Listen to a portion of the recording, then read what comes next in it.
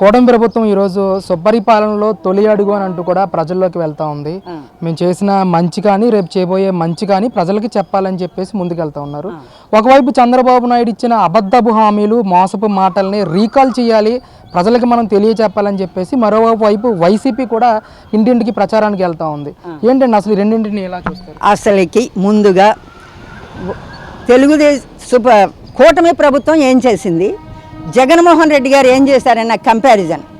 First మొట్టమొదటిగా టిడ్కో ఇళ్ళకి రంగులు వేసుకుంటూ ఇళ్ళని పంచకుండా వాళ్ళ రంగులు వేసుకొని వాళ్ళకి గబ్బిలాలు తిరిగే పరిస్థితికి తీసుకొచ్చిన జగన్మోహన్ రెడ్డి ఏమని ప్రజల దగ్గరికి వెళ్తాడండి?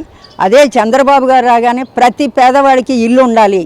నిన్నగాక మొన్న ఒక నెల రోజుల క్రితం మంగళగిరి నియోజకవర్గంలో 3000 మందికి పట్టాలు బహుకరించారు. ప్రజలందరూ మర్చిపోతారు ఆ విషయాన్ని. 40 సంవత్సరాల నుంచి కళ్ళ కన్నా మహానాడు ప్రజలు ఈనాడు చాలా ఉల్లాసంగా నిన్నగాక మొన్న లోకేష్ వస్తే బ్రహ్మరథం పట్టారు. జగన్మోహన్ రెడ్డి నీకు కూడా అవకాశం ఇచ్చారు 5 సంవత్సరాలు. 5 సంవత్సరాల్లో నువ్వేం చేయగలిగావు? ఏ పేదవాడికైనా పట్టా ఇచ్చావా? నువ్వు పట్టాలు ఇచ్చిన భూములన్నీ కూడా అవన్నీ కాలువల్లో కొట్టుకుపోయే భూములు. వాటిని 10 లక్షలు ఉంటుందేమో, దానికి నీ కార్యకర్తలు ఏమేం చేశారు? 90 లక్షలు రాశారు ఒక్కొక్క ఎకరానికి. మరి ప్రతి పేదవాడిని సౌకర్యం లేని చోట నువ్వు స్థలాలు ఇచ్చావు. వాళ్ళకి కట్టుకోవడానికి సౌలభ్యం లేదు, ధనం లేదు, ఏమీ సహాయం చేయలే.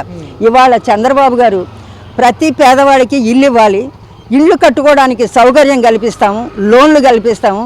ఇన్ని రకాల సేవలు చేస్తే నీకు ప్రజలు మర్చిపోతారా దీన్ని అంతటిని? ఇంకొకటి రాజధాని అన్నావు, 3 రాజధానులు అన్నావు. ఒక్క రాజధాని కట్టగలిగావా? ఒక్క రాజధాని నీకు అవకాశం. ఒక్క రాజధాని కట్టరా బాబు అంటే నువ్వు ఋషికొండలో వెళ్ళే 500 కోట్లతో నువ్వు సొంత ప్యాలెస్ కట్టుకొని అందులో కులకాలను చూసావు. దానికి ప్రజలు, ప్రభుత్వం ఎంత రకంగా ప్రతిఘటన ఎదురైందో ప్రజలు మర్చిపోరు. అవన్నీ గుర్తుంటాయి. నువ్వు వెళితే నేను అనుకుంటున్నా ఇవన్నీ ఏమి జనం నన్ను అడగరు, నన్ను ఏదో వీళ్ళు నన్ను మాట్లాడతారని.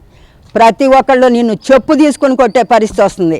ఆ పరిస్థితి తెచ్చుకోమాక రోడ్ల మీదకి వెళ్ళి. ఇక్కడ ఎలా ఉంది మేడం అసలు మంగళగిరిలో నారా లోకేష్ గెలిచిన తర్వాత ఎలాంటి మార్పులు మీరు గమనించారు? అసలు పరిస్థితి ఎలా ఉంది మంగళగిరి నియోజకవర్గం పరిస్థితి ఈరోజు? ముందుగా రోడ్లు అసలుకి ఎంత అధ్వానంగా ఉండేయండి. ప్రతి రోడ్డు గుంటలతో, మనిషి బయటికి వెళితే ఇంటికి వస్తాడో రాని పరిస్థితి 5 సంవత్సరాలు ఎదుర్కొన్నారు. కూటమి ప్రభుత్వం రాగానే ముందు గుంటల్ని పూర్తి చేసింది, రహదారులను వేసింది. ఇవాళ అదే రోడ్ల మీద నువ్వు వెళుతున్నావు. ఆనాడు వెళ్ళావు, ఈనాడు నువ్వు నీ వందిమాగదులందరూ తిరుగుతున్నారు. దాన్ని మర్చిపోమాకండి. రోడ్లు ఎలా ఉన్నాయో మీరు మీ కళ్ళతో వీక్షించారు. అవి ఎలా చేశారో చూశారు. బడులు నాడు నేడు. ఆనాడు బళ్ళలో నువ్వేంటో నేను 15,000 వేసాను, 2,000 రూపాయలు మీరు మింగేస్తే, నిన్నగాక మొన్న లోకేష్ గారు 15,000లో 13,000 పిల్లలకి ఇచ్చి, పైగా తల్లికి వందనంలో ఎంతమంది పిల్లలు ఉంటే అంతమంది పిల్లలకి ఇచ్చారు. నువ్వేం ప్రామిస్ చేసావు? ప్రతి ఇంటికి 2 పిల్లలకి ఇస్తానన్నావు. ఒక్కళ్ళకి ఇవ్వడానికి నీకు సమయమే సరిపోలా.